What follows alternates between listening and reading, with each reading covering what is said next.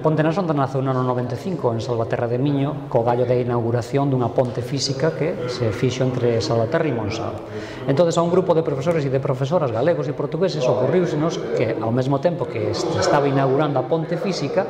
deberíamos facer unha ponte virtual radiofónica na que os nosos alumnos e alumnas foran os protagonistas. E efectivamente así o fixemos. O éxito foi descomunal e nos obligou a continuar desde entón o noso traballo, baseado desde aquel momento en dous piares fundamentales, que son a utilización das novas tecnoloxías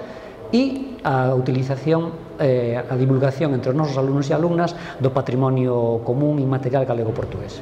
Entón, a partir con esas dúas canles de traballo, presentamos aos nosos alumnos o patrimonio material que nos interesa que eles descubran e coñezan a través do que eles é moi familiar, que son as novas tecnoloxías, o internet, o vídeo, a televisión, radio, etc.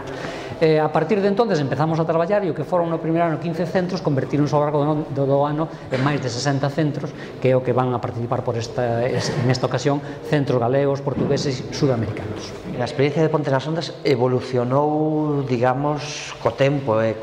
tamén coa forza dos nosos xoves, non? É dicir, saltamos da radio a outras ondas, a galaxia de internet, e hoxe estamos xa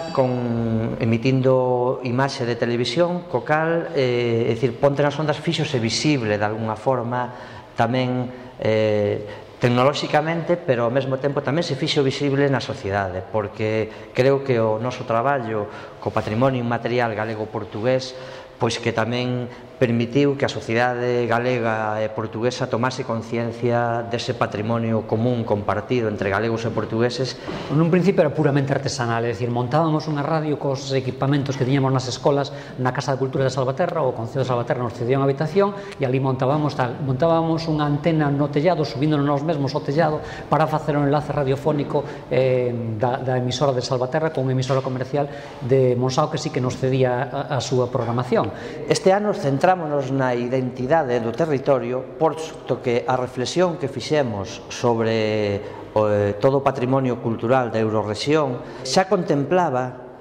este espazo natural, este espazo ecolóxico, onde se produciron todas estas prácticas sociais que deron orixe a esta cultura común galego-portuguesa da que estamos a falar, non? Nos seguimos traballando nas nosas escolas co medio radio, porque o medio radio é un medio moi vivo e adáptase moi ben ao que son as capacidades dos rapaces, non? De improvisación, de gusto polo que é xa. Entón, seguimos traballando nas nosas escolas, nas nosas emisoras escolares. Pero, ao mesmo tempo, tamén somos conscientes de que internet ahora mesmo xa é vídeo, é imaxe. Entón, estamos tratando de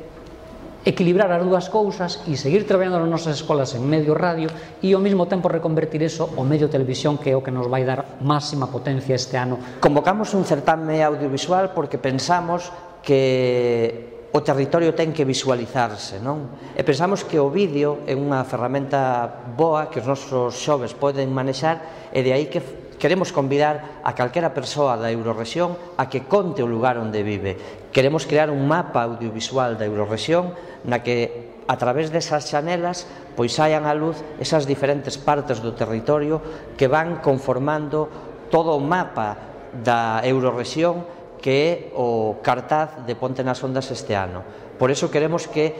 toda persoa poida contar onde vive. Viñamos contando xa nas últimas edicións de Ponte nas Ondas con colaboracións importantes de diferentes consellerías da Xunta de Galicia, non? A este ano súmanse tamén pois as consellerías que forman parte do proxecto Terra, a Consellería de Vivenda e Solo e a Consellería de Transportes e Obras Públicas, e pensamos que hai tamén unha colaboración importante, non, de institucións do norte de Portugal, da Universidade de Vigo, que tamén é un soporte importante, e tamén de outros colectivos, non, que se suman á experiencia de Ponte nas Ondas. A través da nosa páxina web, pois calquera persoa pode ver todo o noso traballo anterior. Temos tamén unha páxina que é o patrimonio.org, que é a páxina da candidatura do patrimonio material galego-portugués, onde hai tamén unha serie de materiais que poden ser traballados para esta edición, e a partir da nosa web pontenasondas.org calquera persoa pode establecer contacto con nós,